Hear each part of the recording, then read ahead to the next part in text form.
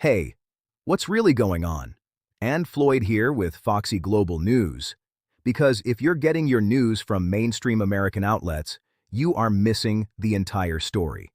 While Donald Trump has been screaming about tariffs, threatening Canada, and pounding his chest on Truth Social about bringing Canada to its knees economically, something remarkable has been unfolding north of the border.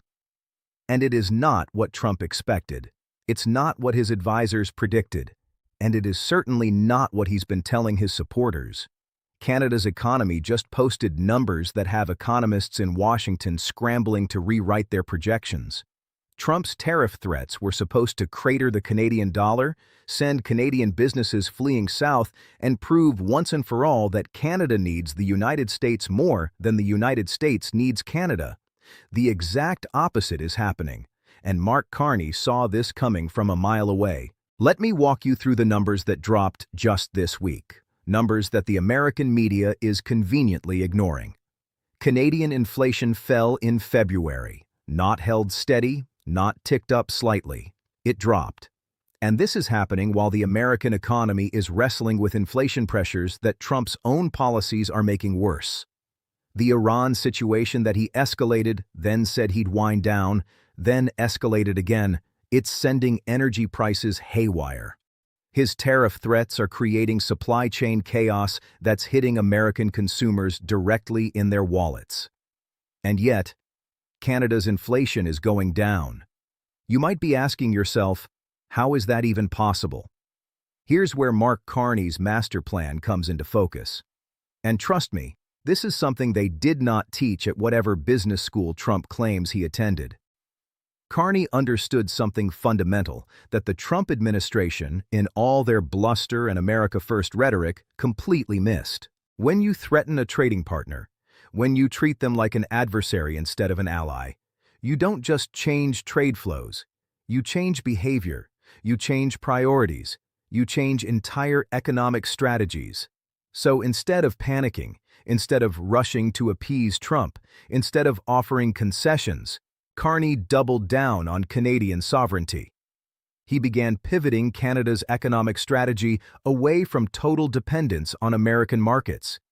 He strengthened ties with other trading partners, invested in domestic infrastructure, focused on housing, and worked to build Canadian resilience from within.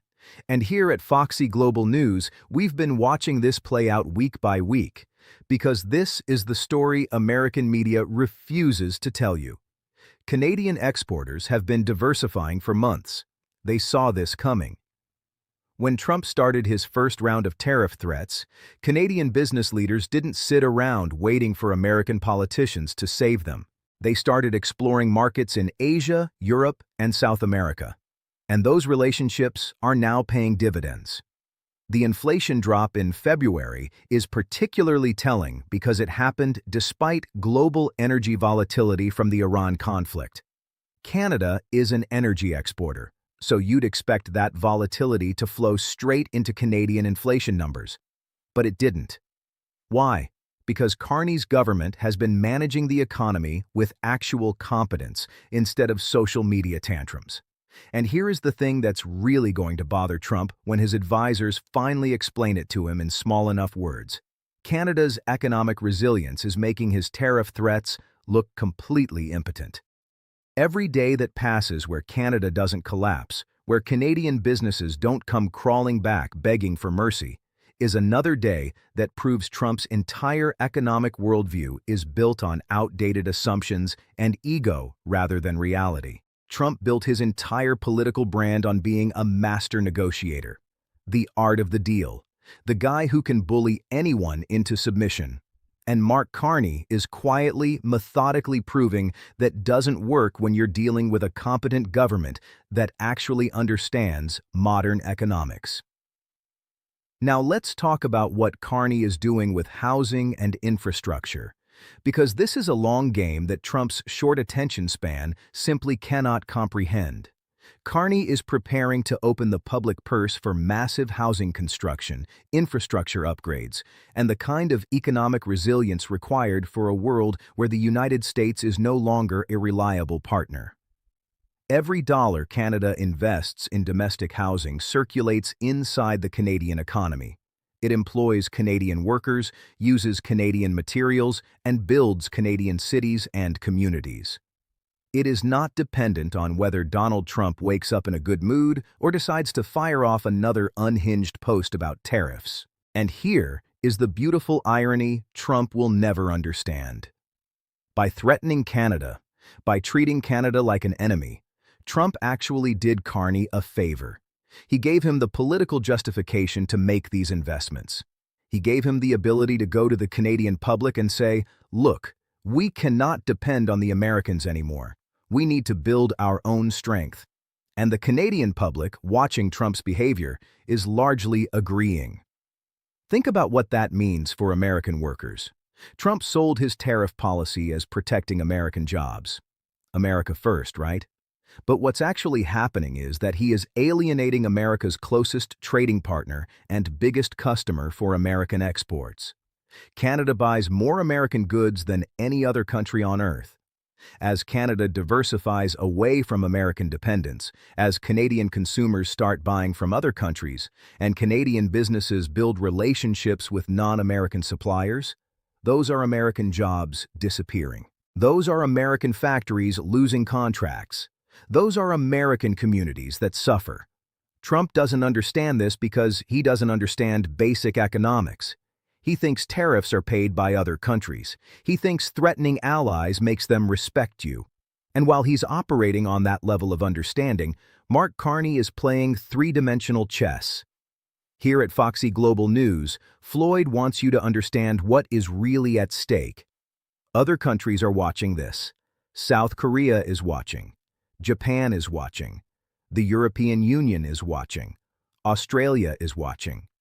Every country that has built its security and economic strategy around partnership with the United States is watching how America treats its closest ally, its neighbor, its partner.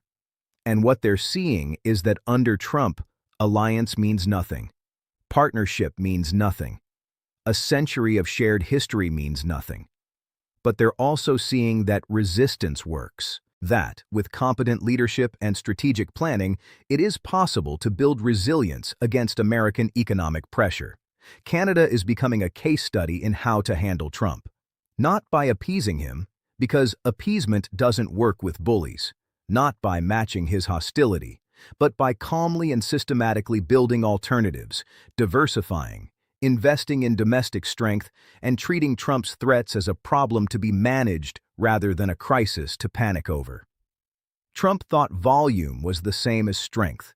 He thought threats were the same as leverage. He was wrong on every count. And Canada is proving it. He promised tariffs would bring countries to their knees. Canada's economy is holding steady or improving. He promised tough talk would command respect. America's closest allies are learning to work around him. He promised America first would make America stronger. American workers are losing jobs and paying higher prices. At some point, the bill comes due. Canada is not just surviving Trump's pressure. Canada is using Trump's pressure as motivation to become stronger. And once those new trade relationships are built, once those new supply chains are established, they don't simply snap back because Trump eventually leaves office. Trump thinks he is making America great again. He is actually teaching the world how to make America less necessary. And that is going to be his legacy. So here is where we stand. Canada's economy is performing better than Trump's threats predicted. Mark Carney is executing a strategic pivot that is building Canadian independence from American economic pressure. The data shows inflation dropping, the Bank of Canada holding steady, and plans for massive public investment moving forward. Trump is trapped in a narrative of his own creation, forced to keep insisting he's winning even as the evidence shows otherwise. And every day, Carney's plan unfolds successfully is another day proving that competent governance beats bombastic threats. That's the story. That's what they don't want you to see. Stay with Foxy Global News. Floyd signing off, and we'll see you in the next one.